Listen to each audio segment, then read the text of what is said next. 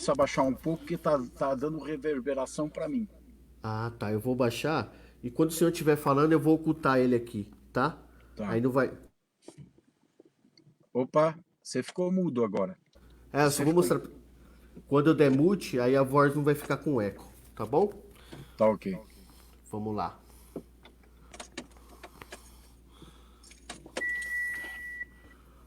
5. Pode desligar, senão vai acabar a bateria. Ótimo. Tá online, pastor. Seja bem-vindo aí à nossa live teológica. Tá bom, pastor João? A ideia aqui é a gente ter uma conversa sobre teologia, sobre ministério, sobre vida cristã, coisas que move o nosso coração, move o coração de quem está vendo e move o coração do Senhor também.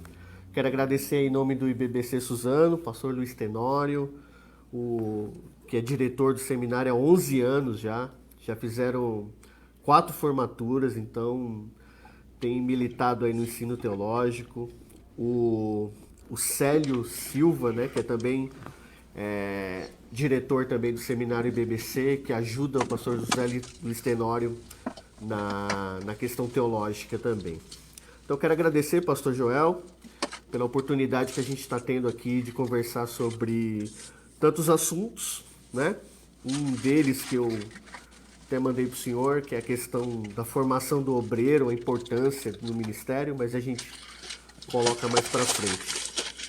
Primeiro, eu queria que o senhor falasse aí no que o senhor está envolvido ministerialmente atualmente, a igreja que o senhor pastoreia, cuida, o que o senhor é responsável atualmente aí na obra do Brasil para Cristo. Oi, Jefferson, boa noite. Que a paz de Cristo seja sobre ti, sobre todo mundo que está participando. E primeiro, meu abraço, pastor Luiz Tenório, pastor Célio, que estão trabalhando já com tanta tradição, né, no IBBC. Fico feliz de saber desses 11 anos de funcionamento do seminário aí, também para a liderança eclesiástica da denominação aí, na pessoa do pastor Luiz Paduan, recentemente jubilado, e do pastor Alex, que está assumindo a responsabilidade eclesiástica por esse campo importante da nossa denominação em São Paulo. Bom, Jefferson, eu atualmente eu estou muito dedicado ao meu campo eclesiástico e à igreja local do Mandaqui. Eu pastoreio a igreja no Mandaqui há 33 anos aproximadamente. 33 anos exatamente que eu pastoreio essa igreja. Nós temos 23 congregações e eu estou concentrado nisso. Tenho algumas funções na denominação, sou secretário da Convenção de São Paulo, sou membro do Conselho Apostólico da denominação, que supervisiona a visão teológica e a visão doutrinária da obra. Tenho, tenho algumas funções na Missão Desafio, que eu fundei. Por 30 anos eu dirigi a Missão Desafio, que hoje está com mais de 200 igrejas fora do Brasil. E o ano passado eu me jubilei na missão e fiquei como conselheiro da Missão Desafio. Então sou conselheiro e fundador, sou conselheiro da diretoria.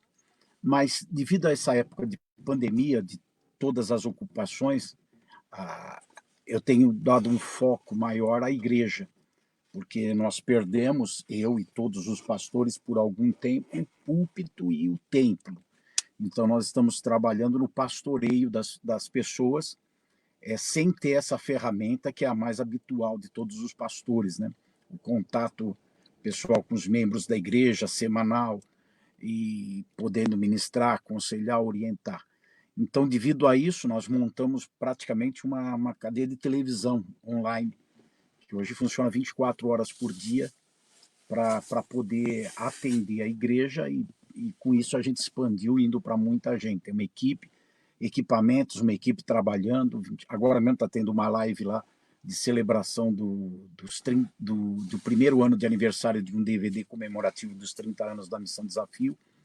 Então hoje eu estou muito focado na igreja local para cuidar do pastoreio nesse período difícil que todos os pastores passam, né? Do limão a gente está fazendo limonada, porque está tendo muito resultado, né? Muitas conversões de forma online, através da TV online, o BPC Amém. manda aqui.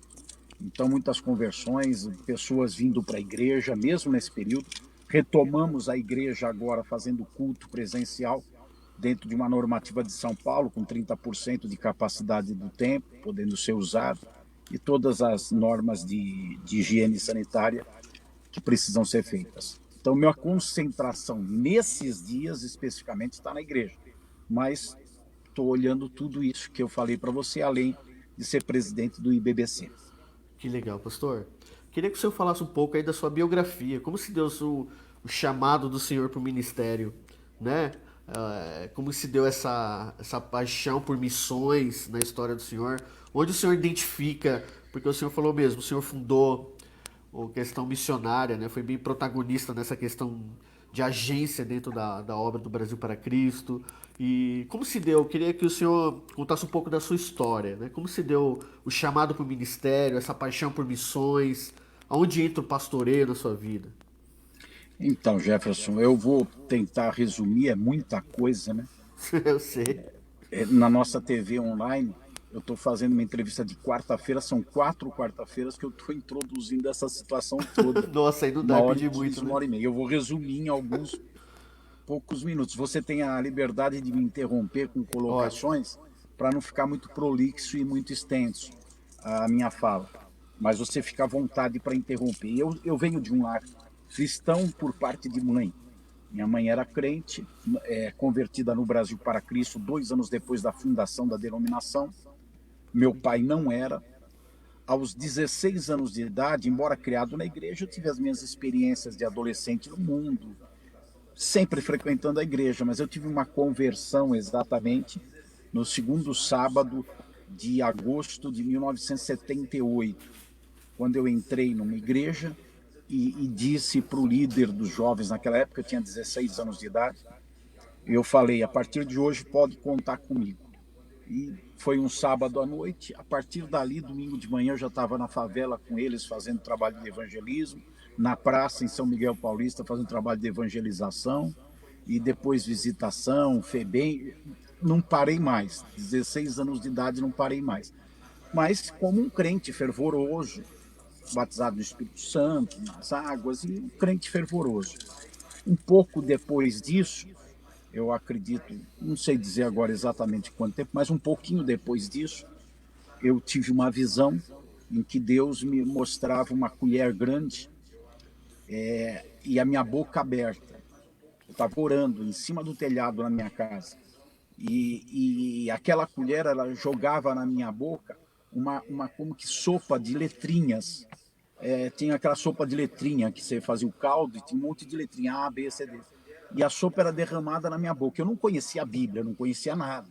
Eu era bem novo, assim, tinha acabado de me interessar por Jesus, mas estava naquele ardor, naquele fogo. E aquela sopa de letrinha caía e se formava a palavra Salmo 119.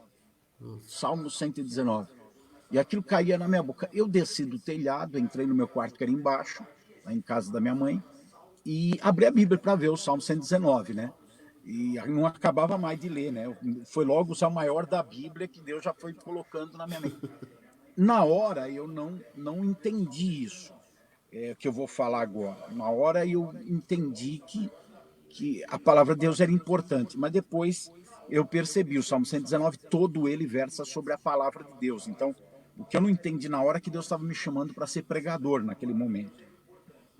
Por causa do valor da palavra de Deus, mais refinada que o ouro, que a prata, mais preciosa do que os bens. Bom, com o tempo eu comecei a desenvolver essa área de pregação. E aí nasceu no meu coração esse aspecto pastoral. Então, eu diria que nessa visão que eu tive de noite, veio um chamado de pregador e com ele acoplado um chamado pastoral que veio se desenvolver um pouco mais tarde. Com 21 anos eu estava pastoreando já. Casei com 21 anos com a Leonor, que está do meu lado aqui, mas não quer aparecer. Ô, Leonor, dá um. A Leonor é presidente da UFEBRAC no estado de Ai, São Paulo, que mas legal. ela está aqui comigo. E nós casamos e 6 meses, 8 meses depois de casado, nós viajamos para o interior para assumir uma igreja em Presidente Prudente, no interior de São Paulo. Então esse é um resumão assim da minha história, da minha vida e de como eu cheguei no pastoreio, tá? E que contexto nasceu o IBBC, o pastor Joel? Então Qual aí foi o... a gente É, ainda fica dentro desses 16 a 21 anos de idade. Eu dos sei. 16 eu pulei para o 21, 16 tive o chamado, 21 eu atendi o chamado, indo pastorear. Nesse meio tempo, eu acabei entrando num seminário. Havia um pastor que ia pregar, às vezes, lá na igreja que eu congregava, em evento de jovens. Ele era chamado para lá. Era o Walter Lima. Ele era vice-presidente da igreja quadrangular, o Walter Lima.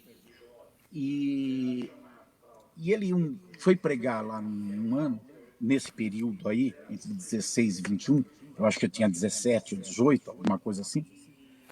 E ele foi pregar e quando terminou o culto, ele passou por mim no corredor e falou, você vem cá, você precisa fazer um seminário. Eu falei, tá legal, gostaria muito tal de fazer, mas eu não gostaria. Eu falei, eu gostaria, mas não gostaria.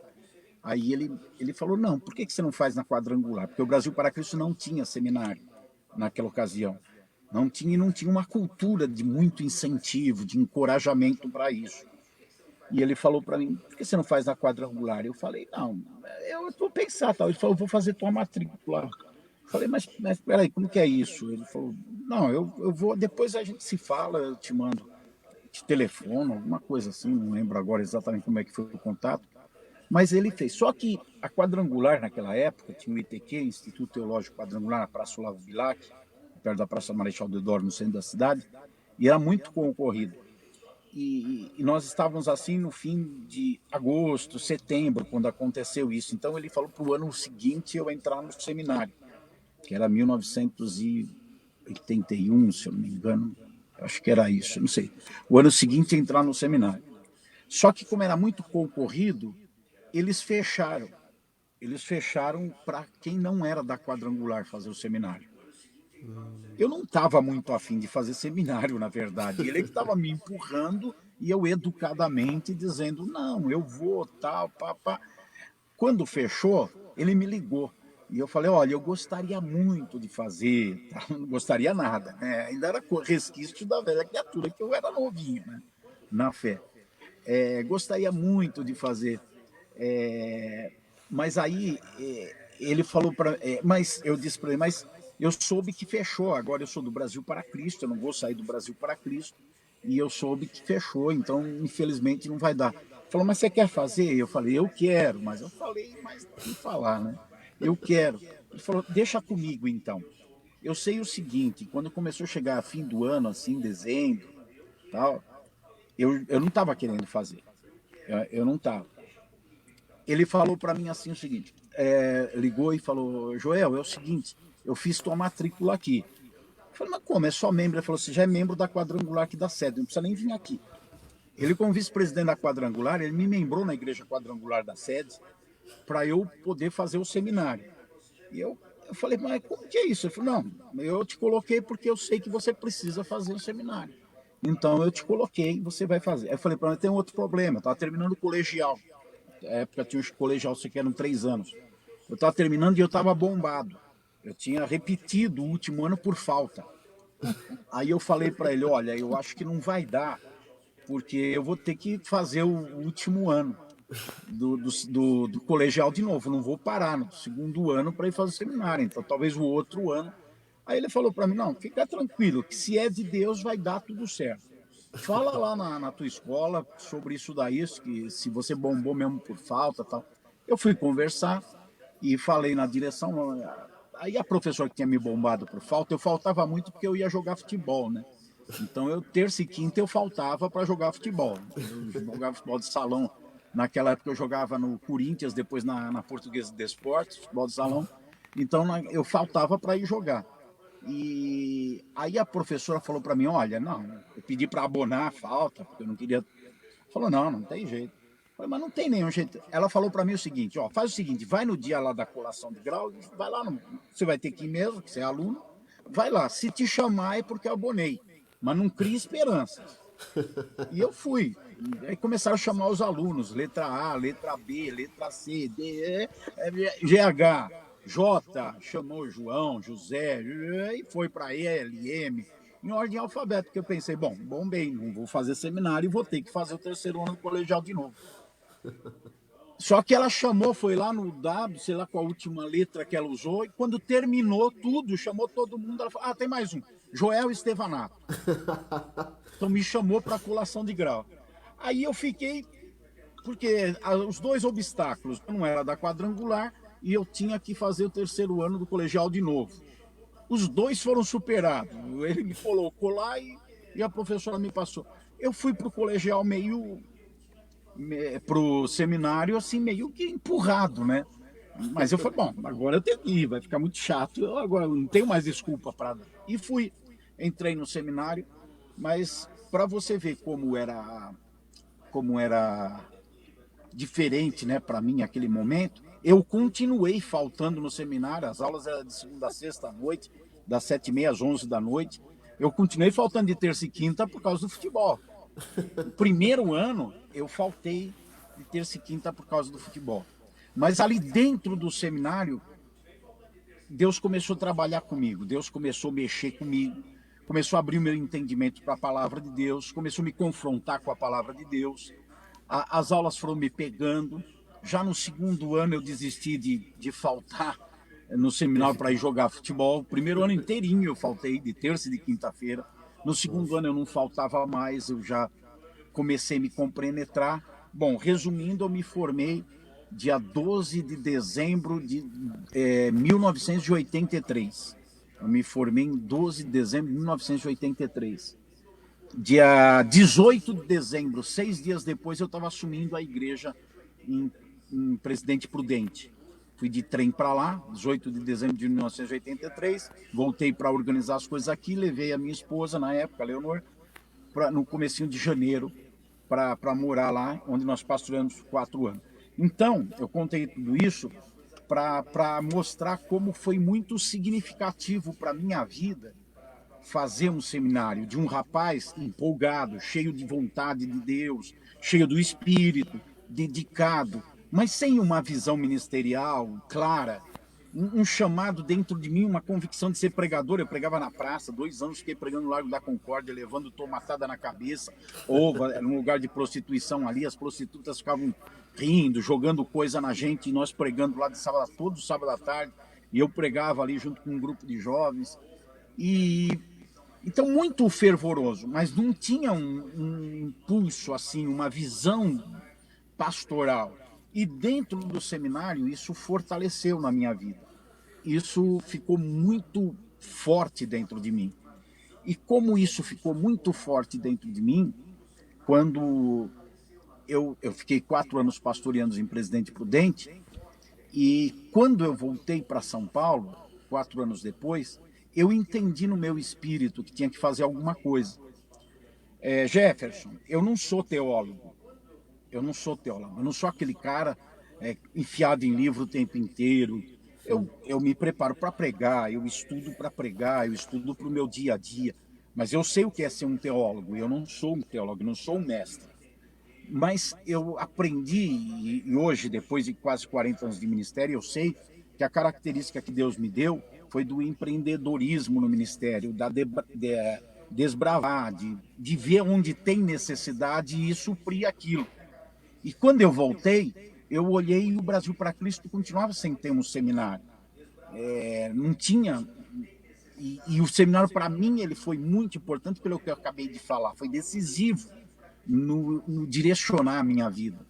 Então eu procurei o pastor Bergamin, que era o presidente da convenção na época, junto com o pastor Orlando Silva, que era presidente do Conselho Nacional, e eu falei para eles: pastores, eu gostaria, eu estava naquela época com 25, 26 anos por aí. Eu falei, eu gostaria de começar um seminário. E eu lembro até hoje, na sala da convenção, que o pastor Bergamin perguntou para mim: o que você precisa? Eu falei: pastor, eu só preciso de uma lousa, um giz e 2 pessoas que queiram sentar na minha frente para ouvir. Nossa. Eu preciso disso. E é lógico, do apoio, da oficialização, de que isso seja reconhecido. Não vou fazer um negócio da minha cabeça, não vou eu sair fazendo como pastor de uma igreja, que eu estava no Mandaqui, né? Pastoreando, tinha começado a pastorear ali, vim de Prudente, comecei a pastorear no Mandaqui. Falei, não vou sair como um pastor fazendo. Eu quero, se eu tiver que fazer, eu quero fazer algo para a obra, eu quero fazer para a denominação, eu quero fazer uma oficialização. E eu só preciso disso. Eles me autorizaram, e, na verdade, eu tive muito mais que isso, né?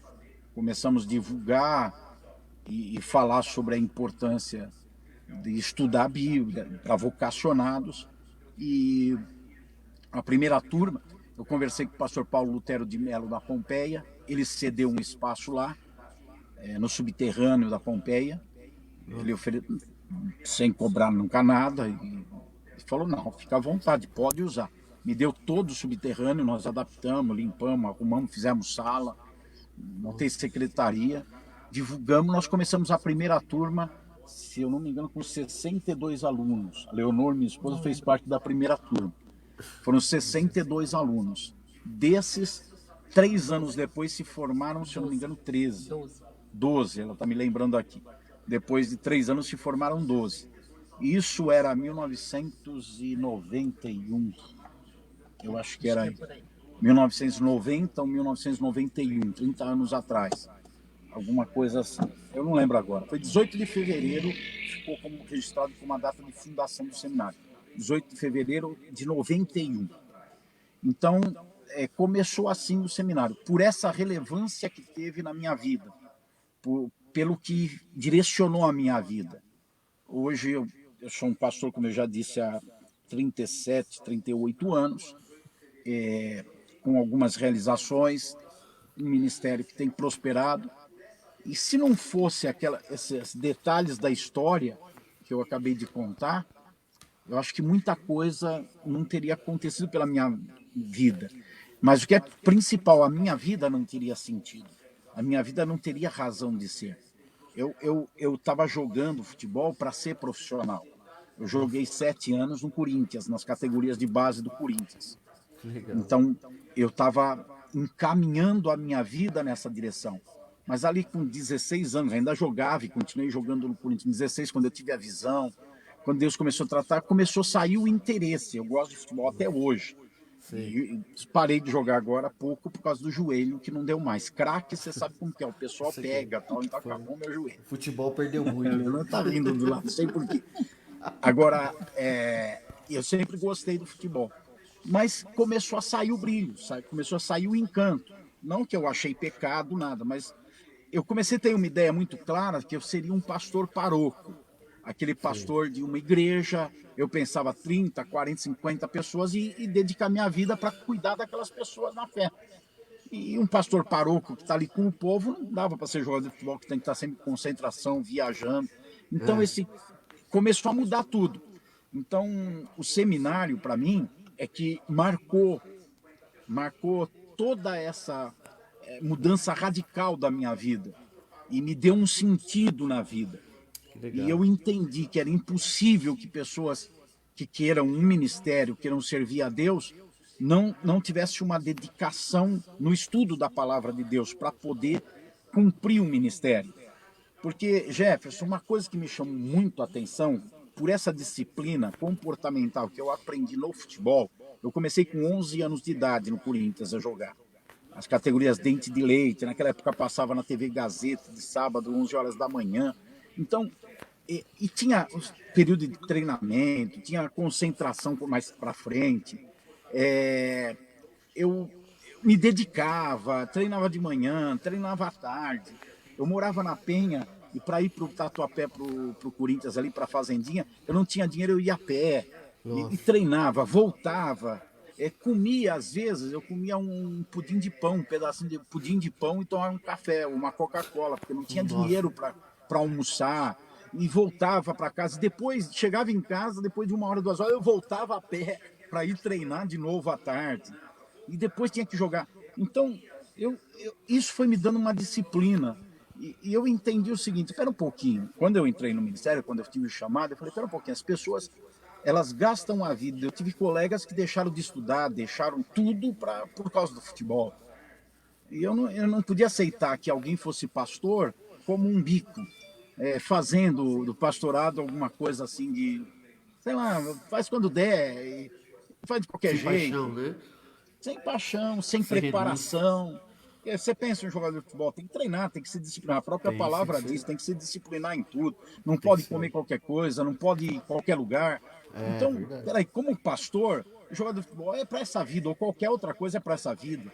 Agora, o pastor está cuidando da alma, da eternidade, é mais sério. Mas Então, isso sério, né? começou a entrar dentro de mim. Então, o pastor tem que estudar a Bíblia, tem que conhecer a Bíblia, tem que ter técnica, tem que saber trabalhar com a palavra de Deus. É um jogador que não sabe trabalhar com a bola, não vai ser um bom jogador. Vai ser O perna de Paulo, pau.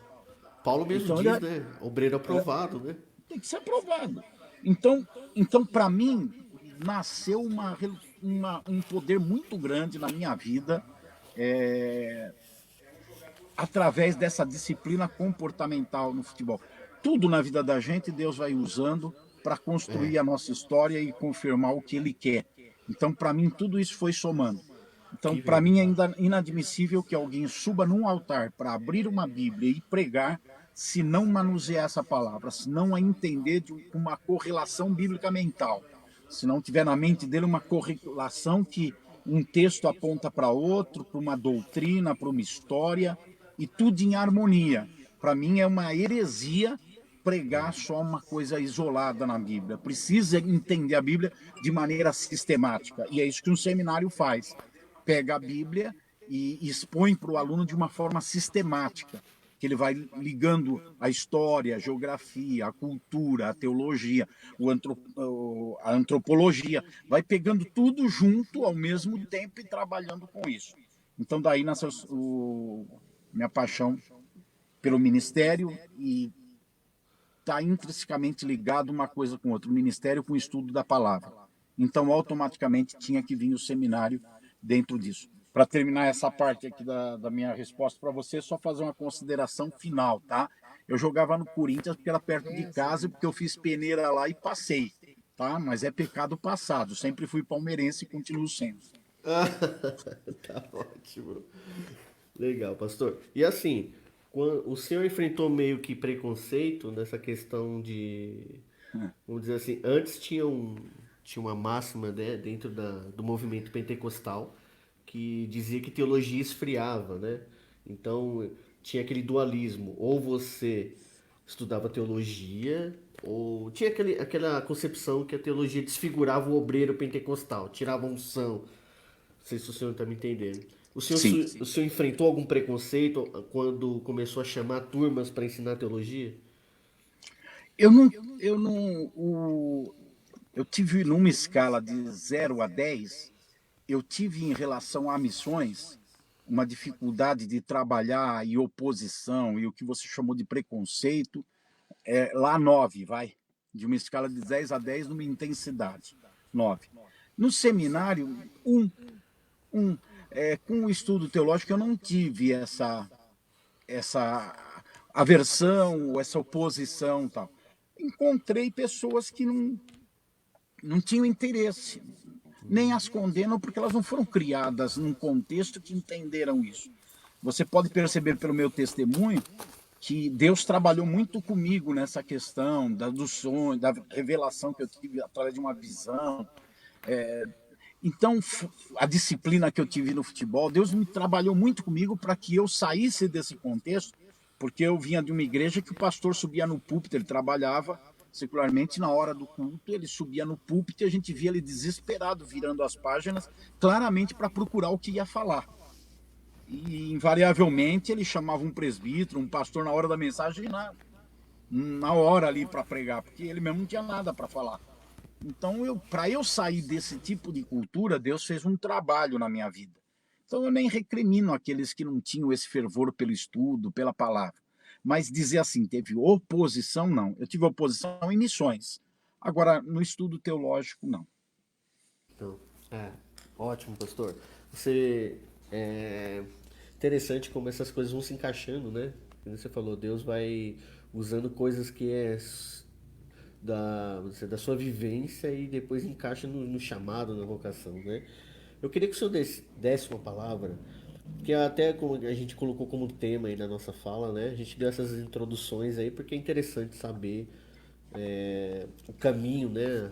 Queria que o senhor desse uma palavra para quem está vendo, qual a importância dessa formação teológica no ministério, no exercício do ministério. A gente já viu aí que na história do senhor fez muita diferença, que o senhor até reproduziu na questão do IBBC.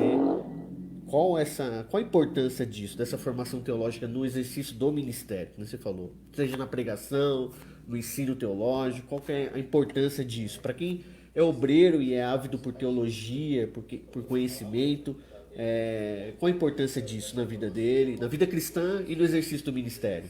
Isso, você falou os dois departamentos que eu ia estabelecer aqui para te responder, Jefferson. Porque o estudo teológico bíblico ele tem o valor tanto para a vida cristã como para o ministério. E o que a pessoa precisa entender é discernir isso. Ela vai estudar por quê? Porque ela tem uma vocação ministerial ou ela vai estudar porque ela quer ser um melhor cristão? Ela precisa primeiro se definir quanto a isso. Não impedindo que no meio da caminhada Deus mude o rumo. Não, eu vou estudar porque eu quero ser um bom cristão. E ali Deus o chame. Porque eu acho que foi isso que aconteceu comigo. Deus o chame para uma vocação ministerial. Porque é diferente. Aquele que vai estudar, e eu acho que o estudo teológico sistemático, que é o que um seminário propõe, ele é válido tanto para quem quer ter uma vida cristã, para conhecer a palavra de Deus. Essa pessoa sentar no banco de uma igreja para ouvir uma mensagem, ela aproveita muito mais, porque o pregador fala Vale de Baca, ele já tem uma noção do que é o Vale de Baca, e fala de uma região na Mesopotâmia, ele já tem uma noção de onde que é aquela região, o que aquela região tem a ver com o povo de Deus. Quem não tem um estudo sistemático fica vendido, ouve um monte de coisa da mensagem e só entende que Jesus é bom. O resto, tudo que é cultura, geografia, história, não entende nada, fica vendido ali naquela pregação. Então, para a vida cristã é extraordinário estudar. Agora, quando a pessoa vai estudar porque ela tem uma vocação, primeiro ela tem que se certificar que tem uma vocação. Eu fico com o Moody aqui. Moody disse que se um camarada puder fazer qualquer outra coisa na vida que lhe dê um mínimo de prazer, que não seja o ministério, então que ele não vá para o ministério. Então, a vocação já é diferente. Então, a vocação, a pessoa já tem que se sentir obrigada a conhecer de uma maneira sistemática a Bíblia. Já não é só para uma devoção, ou não, é para cuidar de outras pessoas. Você corta o cabelo em algum lugar, né? Você vai em qualquer lugar, assim, um cara que nunca cortou o cabelo, você vai lá e dá a tua cabeça para ele cortar? Nada. Se você vai ser operado, qualquer pessoa que você acha na rua fala assim, olha, tô com um problema de apêndice aqui, vem aqui e tira minha apêndice, faz favor. Não vai. Você vai comer uma comida qualquer de alguém que não sabe cozinhar, que não sabe pôr sal, não sabe pôr tempero, não vai. Nem se o cozinheiro for cheio do Espírito Santo, né? Uma Não, coisa, não. uma coisa, outra coisa, outra coisa. Exato. Então, o cara que vai trabalhar com pastoreio ou com ensino, que vai lidar com pessoas e com a palavra, precisa saber manusear bem a palavra. Não é opcional. Se não, eu não gosto, não tenho tempo, então faz outra coisa. Vai cantar no coral, faz outra coisa. Mas se vai querer ensinar alguém, se vai querer pregar para alguém, dizendo no sentido de igreja, né? Não pregar evangelização, porque evangelizar uma pessoa, dizer que Jesus salva é bom, precisa arrepender de pecado, não precisa ter teologia para isso. Agora, para edificar a vida espiritual de crentes, precisa ter.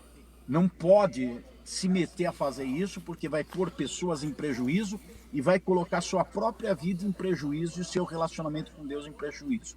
Então, é 100% necessário estudar a Bíblia de uma maneira sistemática para poder exercer ministério, que envolva palavra e pessoas. Amém. Vamos para a parte da interação, pastor Joel. Eu quero abrir essa parte da interação com uma pergunta minha aqui para o senhor.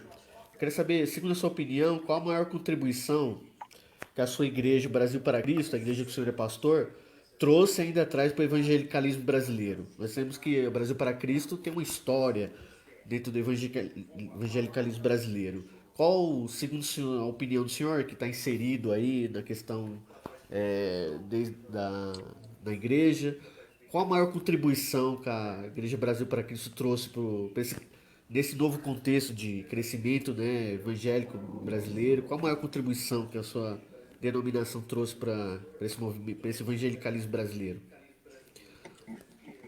De uma forma histórica, eu diria que, por ser a primeira igreja pentecostal fundada por brasileiros atuando no Brasil, ela tem uma significância muito grande. O Brasil para Cristo veio na fundação em 1956 com o missionário Manuel de Mello, que foi um diácono da Assembleia de Deus. Até aquela época não existia nenhuma igreja pentecostal brasileira, fundada por brasileiros. As igrejas pentecostais brasileiras eram fruto de missões e nasceram como fruto de missões. Então, ela historicamente, ela tem essa posição que nunca vai ser tirada porque é história. Não dá para voltar lá atrás e mudar isso. Então, ela começou, daí surgiram outras denominações, outras igrejas pentecostais, depois, nas ramificações diversas, surgiram as comunidades. Então, todo o movimento pentecostal brasileiro, que partiu de brasileiro estabelecendo, começou no Brasil para Cristo. Agora, ela também tem uma outra participação importante, porque nós tínhamos uma linha muito, assim, entre pentecostal e tradicional muito clara. Uma linha de igreja tradicional é aquela que está focada na palavra, no estudo, no entendimento bíblico. E a igreja pentecostal é o reteté, é o glória a Deus, aleluia, língua estranha. Então, estava ali. Eu não vou dizer que o Brasil para Cristo aí é a pioneira ou única, mas ela somou com outras igrejas, e não muitas, algumas denominações tradicionais quanto a tempo, cultura Assembleia de Deus, quadrangular, ela somou no sentido de trazer para um equilíbrio entre a ação pentecostal, a língua estranha, a canelinha de fogo e o estudo, o conhecimento da palavra, a aplicação da palavra. Então trouxe para um equilíbrio isso. Eu me lembro quando eu era garoto, era muito distinto. A geração mais nova agora talvez não tenha essa visão, porque não viveu aquela época. Mas era muito distinto. Ou você era tradicional, ou você era pentecostal.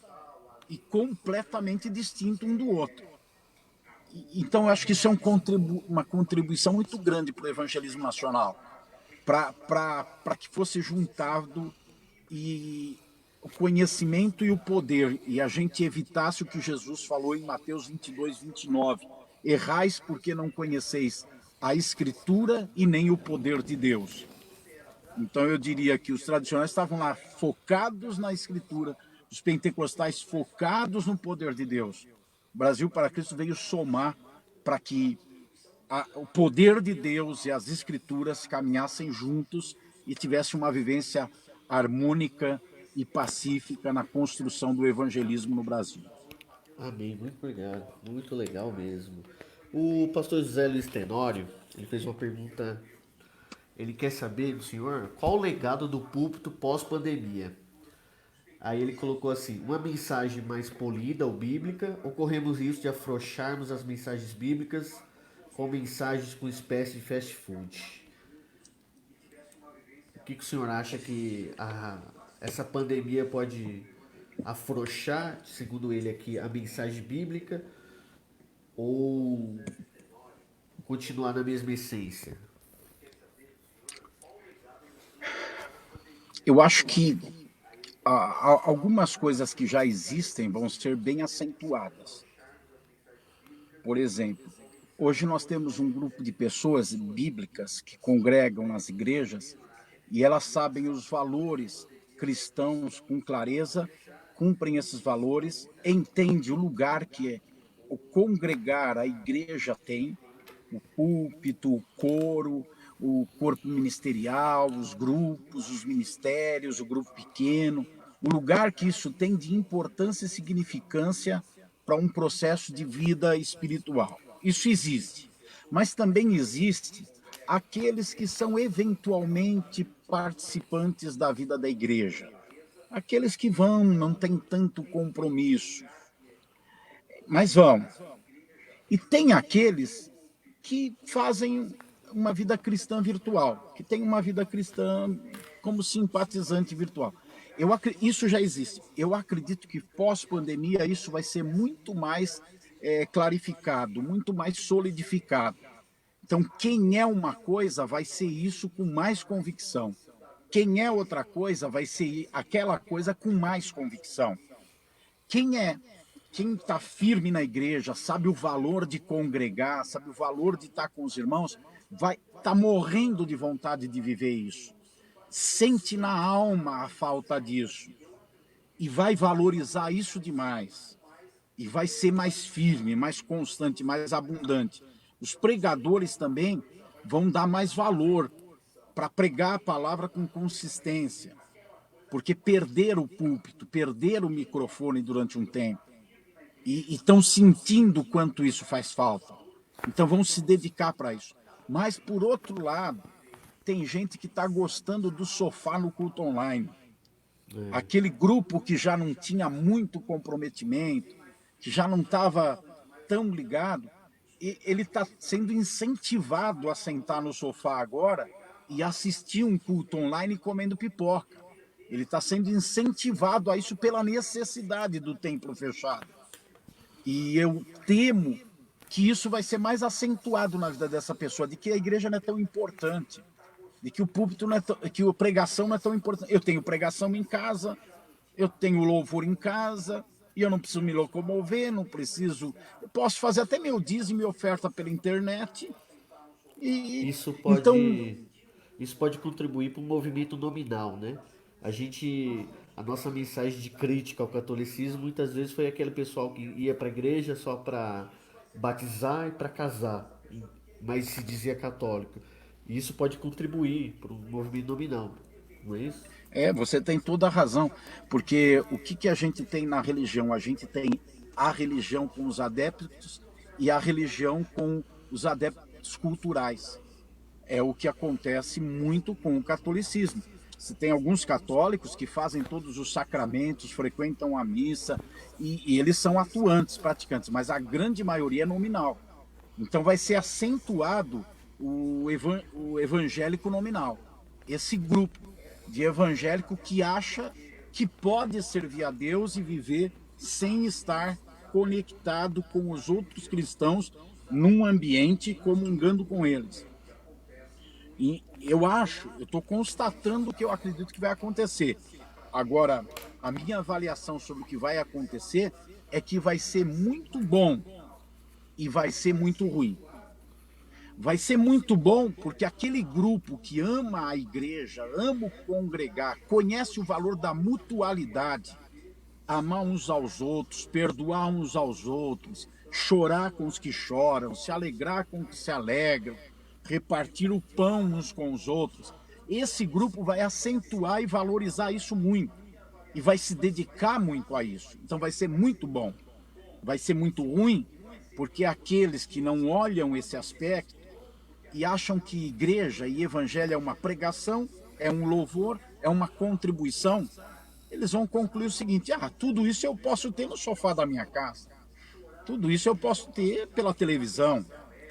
Então por que eu tenho que acordar cedo ou me preparar, gastar condução, ir lá, sentar, ficar lá?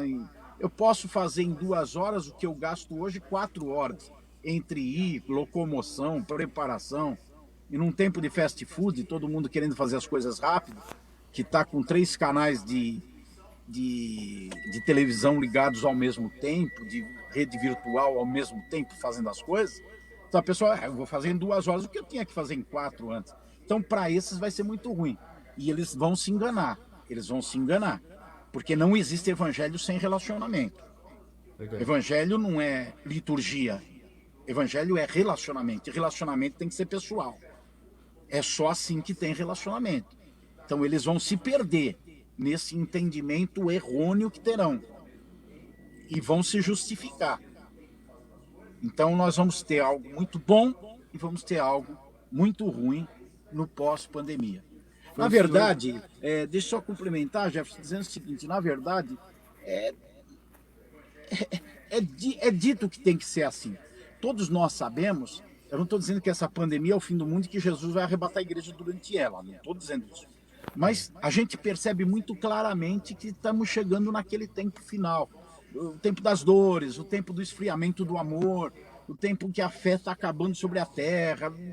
Esses sinais invisíveis da vida de Cristo, do multiplicar da iniquidade, essas coisas, estamos chegando. E o Apocalipse termina ali dizendo, aquele que é santo, santifique-se mais. Aquele que é puro, fique mais puro. Aquele que peca, que peque mais. Aquele que é impuro, que seja mais impuro. Então vai havendo um divisor de águas. Isso tem que acontecer. E uma situação como essa da pandemia contribui para isso acontecer. O senhor até postou na rede social do senhor, né, esses dias. Eu acompanhei um culto, né, que o senhor fez, acho que foi domingo, né, que o pessoal tava de máscara. O senhor até falou, não dá nem pra Isso. contar uma piada, que você não sabe se o pessoal tá rindo Não ou sei não, a reação do povo, não dá para ver. né? E teve outra postagem que chamou a atenção, que você falou, pro mundo em medo, um mundo com medo, exige uma igreja com ousadia, né? Um negócio assim, né? Do É, Tozer, né? é um dito do Tozer, W. Tozer. Eu acho que o senhor acha que muitas vezes a gente tem que tomar uma postura da cultura, ser contracultural muitas vezes, pra Sem gente dúvida. exercer a nossa identidade como cristão, como... Sem dúvida. Sem dúvida. Jefferson, falando livremente aqui, como pastor, eu tenho uma postura muito calma nesse momento em relação aos crentes, aos membros da igreja que estão fragilizados, alguns amedrontados, uns de forma justificada, outros não. Então é um momento de calma, é um momento de calma. Todavia eu entendo o seguinte, o Evangelho ele nos dá norteamento de posicionamentos que devemos ter. E a vida prepara esse pano de fundo para a gente praticar isso. Por exemplo, Jesus falou, aquele que quiser salvar a sua vida vai perdê-la. Mas aquele que perder a sua vida por amor a mim, esse vai ganhá-la. Eu fico vendo as manifestações que estão tendo pró-Bolsonaro, aquela multidão que está ali, e eles se ajuntam, eles se aglomeram, eles vão lá, eles enchem Brasília, Avenida Paulista, eles, por um ideal que tem. Eu não estou entrando no mérito se é certo, errado, se é bom ou ruim, não, mas por um ideal eles fazem isso. Entendi. E crentes com medo de morrer. Entendi. Ficam 2, 3 meses sem frequentar um culto, quando já podem frequentar. Veja bem, eu não estou falando daquele irmão doente. Entendi. Eu não estou falando daquele irmão de 70 anos de idade, 60 anos de idade, que tem diabetes, que tem pressão alta, fez uma cirurgia o mês passado. Eu não estou falando desse irmão. Sei. Mas eu estou falando daquele garoto de 25, 30 anos que está com medo. Está com medo de ir numa igreja, sentar a 3 metros de distância dos outros, para fazer um culto, porque querendo ganhar a sua vida. Querendo ganhar a sua vida. Então, na verdade, está faltando um pouquinho mais de café no bule para os crentes. Está faltando um pouquinho mais de bala na agulha. Está faltando um pouquinho mais daquela confiança. Peraí, se Jesus disse que os fios de cabelo da minha cabeça são contados. Se a Bíblia diz que todos os meus dias estão contados por Deus e Ele conhece todos eles. Se eu creio que a vida e a morte estão nas mãos de Deus, então eu tomo os cuidados que eu tenho que cuidar e vou viver minha vida.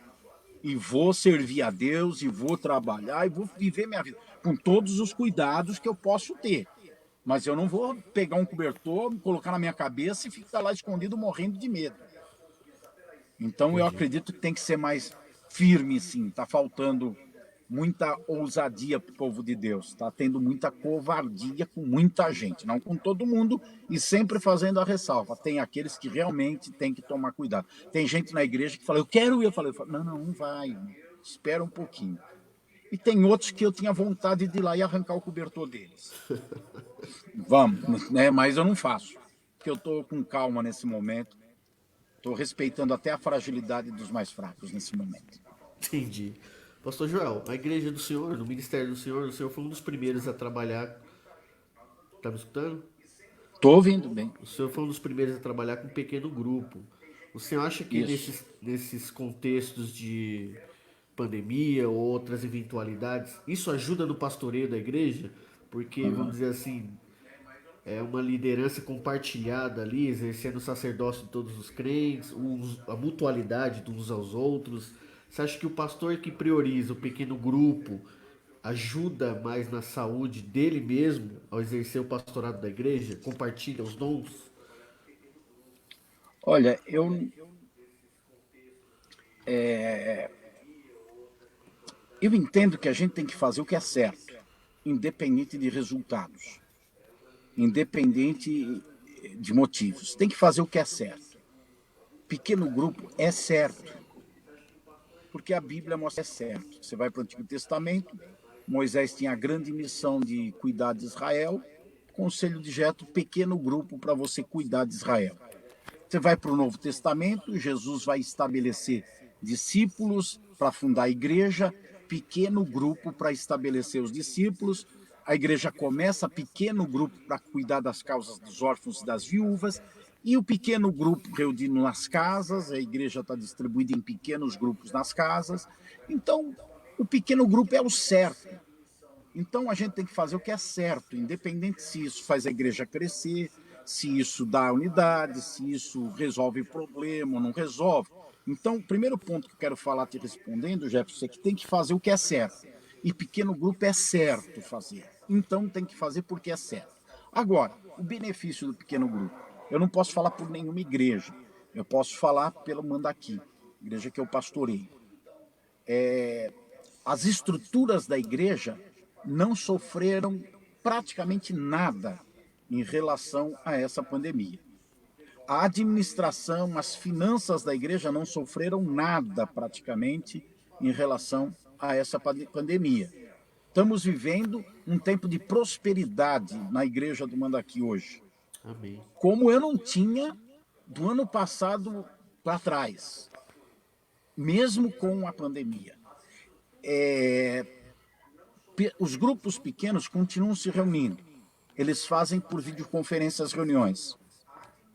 A alimentação que a gente pega para suprir a necessidade dos menos favorecidos é através dos grupos pequenos. Tem se mantido e nós estamos suprindo mais gente agora do que supria antes, pela necessidade, evidentemente. Então, o grupo pequeno, ele faz o pastoreio acontecer potencializado. Agora, dá trabalho. Você tem que descobrir líderes, você tem que acompanhar líderes, você tem que treinar líderes. Você está distribuindo aquilo que você tem de responsabilidade para outros. Consequentemente, outros vão fazer o que você faria sozinho. E você tem a responsabilidade dos resultados, mesmo se os outros fizerem errado, porque você é o pastor da igreja. Então, precisa trabalhar com os pequenos grupos. Eu vejo dessa maneira. Na verdade, Jefferson, pastores que estão ouvindo e assistindo, a igreja tem essa noção clara de grupos pequenos. Porque quando a igreja departamenta a sua atividade, departamento de mulheres ou rede de mulheres, como preferir, departamento de jovens, departamento de crianças, departamento de adolescentes, departamento musical, ministério da diaconia, está formando o que a igreja? Grupos pequenos.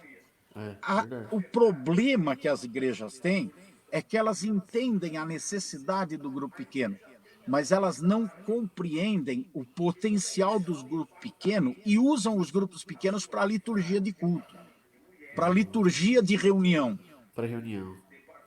Entendi. Quando o grupo pequeno tem uma função muito mais potencializada do que isso. Ele pode fazer muito mais e produzir muito mais do que um bom culto, uma boa reunião. Então, é um desperdício o que nós fazemos em nossas igrejas, porque nós departamentamos, usamos a conotação bíblica de grupo pequeno, mas na hora de potencializar esse trabalho, nós direcionamos para a cerimônia do culto, O para o senhor acha que sistema isso é, litúrgico. o senhor acha que isso é cultural? É cultural, De maneira não tem pentecostal, da dúvida. tradição pentecostal? Porque, Nós fomos exemplo, acostumando com isso, né? porque eu tive uma experiência de pequeno grupo e muito que as pessoas entendiam quando ia à reunião ali era que eles tinham culto no lar, mas às vezes desconectada daquela questão do cuidado, né, da questão do acompanhamento. É o culto, quer dizer, edificava uma parte só, a fé, beleza, mas eu tô falando da questão, há outras coisas do pastoreio mútuo, né, que envolve, vamos dizer, né? É, eu comecei o Pequeno Grupo no Mandaqui em 2002, fez agora 18 anos, começo de 2002. Eu estudei 5 anos para começar um modelo de grupo pequeno, e no nome do grupo pequeno eu já designei a missão do grupo pequeno: grupos de evangelismo e maturidade espiritual. Então, é GEMES, é uma Sim. sigla, GEMES, Grupos de Evangelismo e Maturidade Espiritual.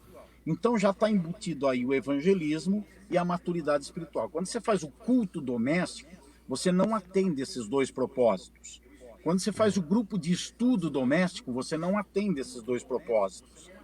O grupo pequeno, ele é aberto e fechado. O grupo pequeno, ele é aberto porque ele evangeliza, traz pessoas. Ele é fechado porque ele forma discípulos dentro dele, no discipulado 1 a 1. Ele forma discípulos para que esses discípulos cresçam e pareçam com Jesus e sejam igual a Jesus. Então, aí é que vem a diferença. Novamente, no exemplo que você deu, a despotencialização do grupo pequeno. Porque, bom, vamos fazer um grupo pequeno, vamos, então vamos fazer um culto doméstico. Tá, legal, e é importante o culto doméstico, tem o seu lugar na vida da igreja.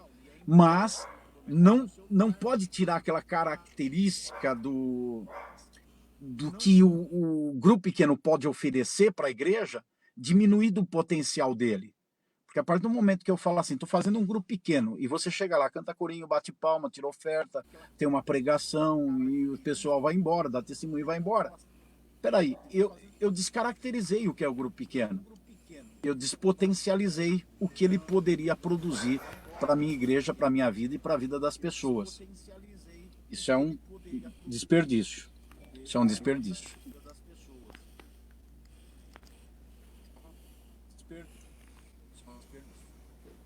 Ótimo. Pastor Joel, tem uma pergunta que eu vou fazer pro senhor aqui do aqui que eu vi aqui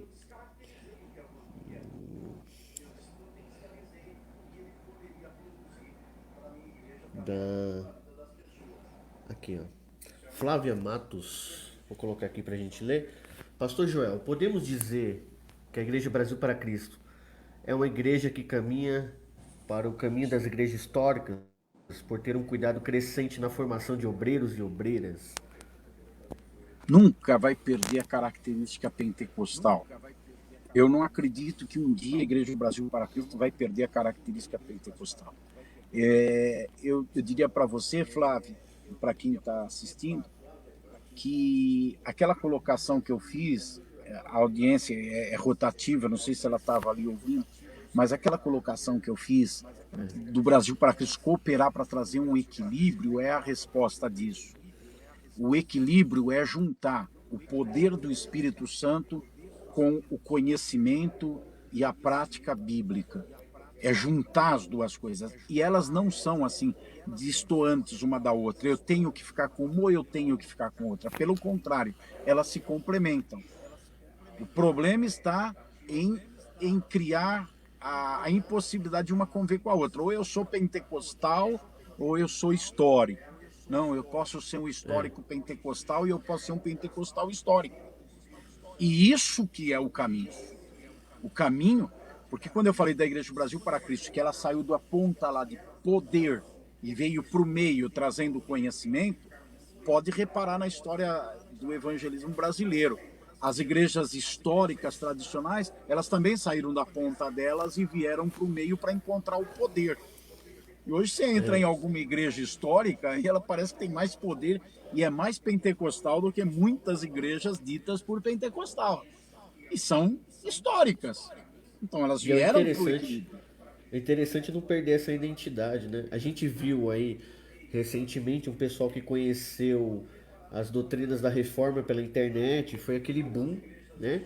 Muitos eram pentecostais, mas a tentação é você trazer essa doutrina, o pacote completo para dentro da igreja, vamos dizer assim, contradizendo a tradição, né? Da que você falou, a questão não dá para a gente abraçar uma tradição que joga fora os dons espirituais, porque isso faz parte, é bíblico e faz parte da história do movimento pentecostal, um Deus atuante, né? Um Deus presente, né?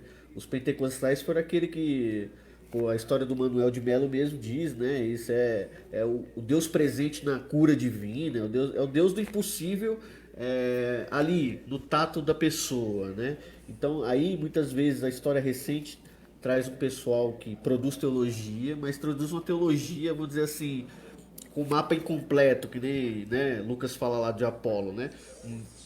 Uma informação, mas que não acredita que Deus é atuante hoje. Eu acho que muito disso, né, as pessoas têm que observar esse equilíbrio que você está falando aí, né, João?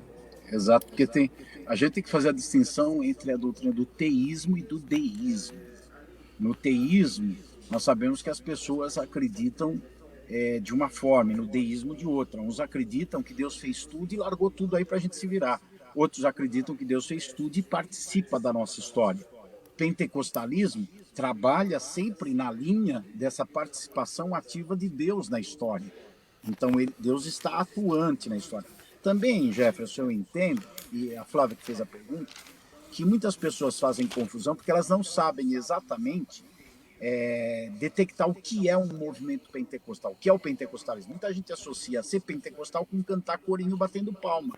Aquele cantinho vai abarar, Santo Espírito enche a minha vida, não importa a igreja que tu és, canta batendo palma é pentecostal. Agora, aquele que canta um hino da harpa, ou aquele que canta um hino mais chamado de canção, da música mais nova, mas esse já não é pentecostal, está mais para uma linha tradicional. Isso é liturgia, isso não tem a ver com ser tradicional histórico e que ser pentecostal. Não tem a ver com ser reformado ou não ser reformado. Não tem a ver com isso. A liturgia é outra coisa. Uma pessoa pode cantar um hino da harpa do inário, ou um hino dessas bandas novas e ser completamente pentecostal. E um tradicional pode bater palma até e não ser pentecostal.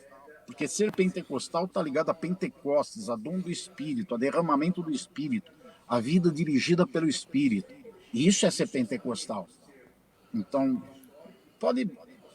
você pega Pedro, você vê a junção, esse equilíbrio. Pedro era pentecostal ali em Pentecostes, não é? Não é mesmo? Pentecostal, é uma lógica em Pentecostes. Pedro é pentecostal. Mas você viu a pregação que ele fez? As referências que ele citou desde o começo da história de Israel até chegar em Jesus, um homem iletrado. Então Pedro era tradicional. Então, na verdade, não existe isso. Pentecostal é tradicional. O que existe é gente centrada, que caminha com o poder de Deus e com o conhecimento e a instrução bíblica. Legal. Pastor, vamos fazer a última pergunta aqui, né? E aí depois o senhor pode fazer as suas considerações e fazer uma oração pela gente. Desde já eu quero agradecer aí, o senhor está em viagem para Atibaia, parou para atender a gente, em nome aí do Estenório, do Célio.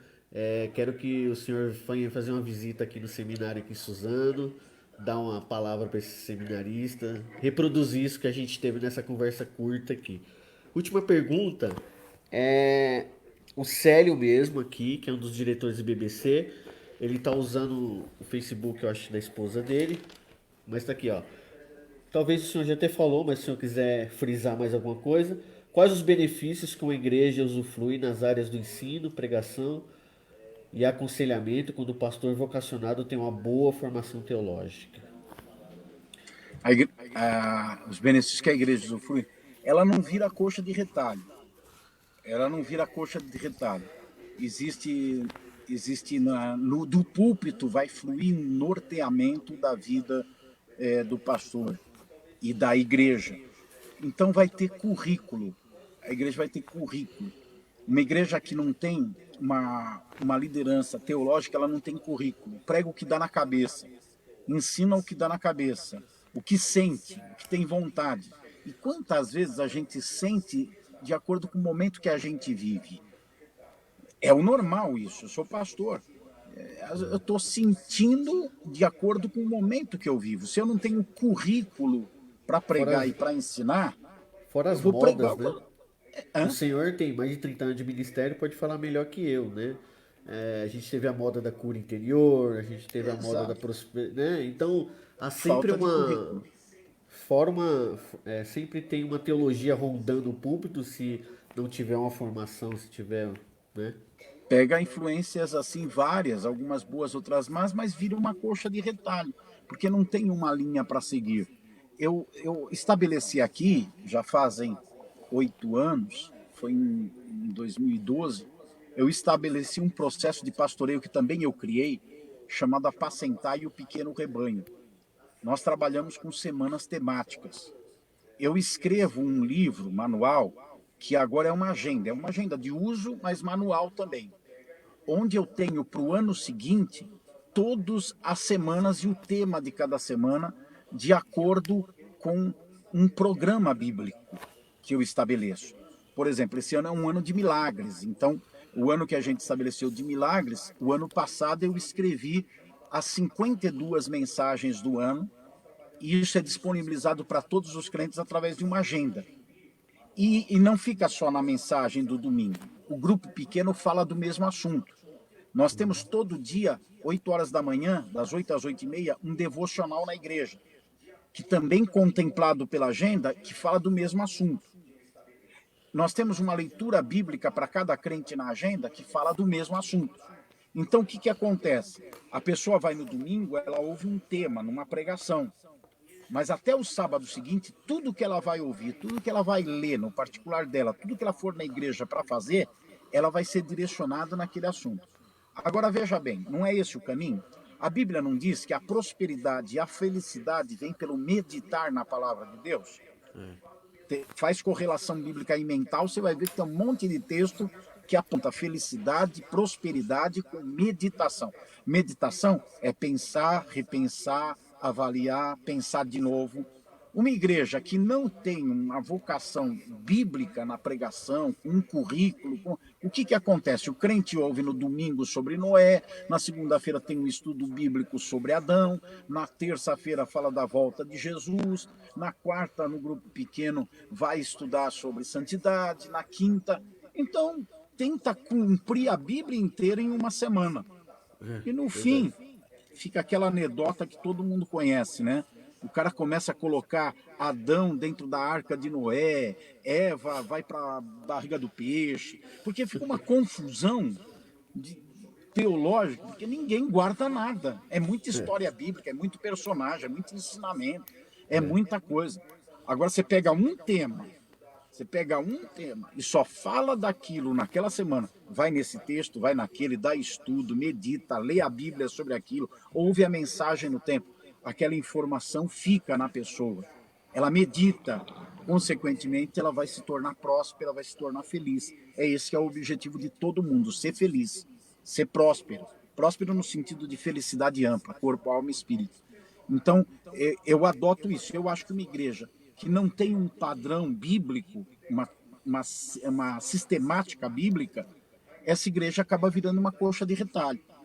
Que aí tem aquilo de um prega uma coisa, outro vai pegar o outro, contraria o que pregou essa coisa, e o outro vai para um outro assunto, e o povo fica ali meio vendido, e não sabe por onde caminhar. Hoje eu vejo na minha igreja que se chegar na quarta-feira, na conversa dos crentes é o assunto daquela semana.